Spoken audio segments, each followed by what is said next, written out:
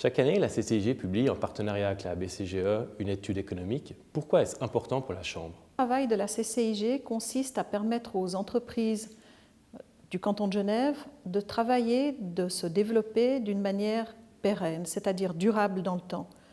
Pour arriver à cet objectif, le prérequis indispensable est de bien connaître le terrain genevois pour savoir sur quelles conditions on peut influer et également connaître les conditions qui ne dépendent pas de notre simple volonté. L'étude 2015 porte sur l'attrait de Genève pour les sociétés internationales. Quelles sont les conditions cadres essentielles? Sans surprise, les deux conditions cadres qui se dégagent extrêmement nettement sont la fiscalité et la haute qualification de la main-d'œuvre. À côté de celle-là, plusieurs autres revêtent une importance également déterminante dans le choix de s'installer à Genève.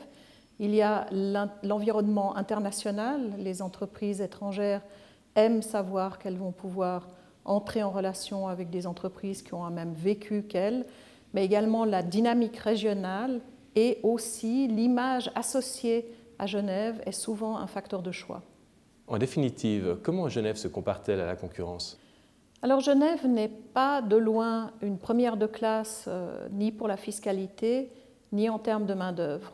S'agissant de la fiscalité, Genève est en réalité moins performante que d'autres villes suisses, typiquement Zurich ou Zug, voire même Lausanne. Genève en fait a la pire des fiscalités en Suisse pour les entreprises.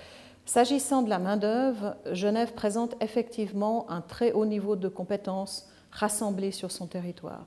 En revanche, là où le bas blesse davantage, c'est la question du niveau des salaires. Alors, il ne s'agit pas du niveau des salaires des hauts cadres, on est là tout à fait dans des salaires comparables à ce qui se passe dans d'autres grandes villes. En revanche, pour les jobs typiquement administratifs, là, les salaires sont très largement supérieurs aux villes qui sont les principales concurrentes de la Suisse et bien entendu, le franc fort n'arrange pas la situation.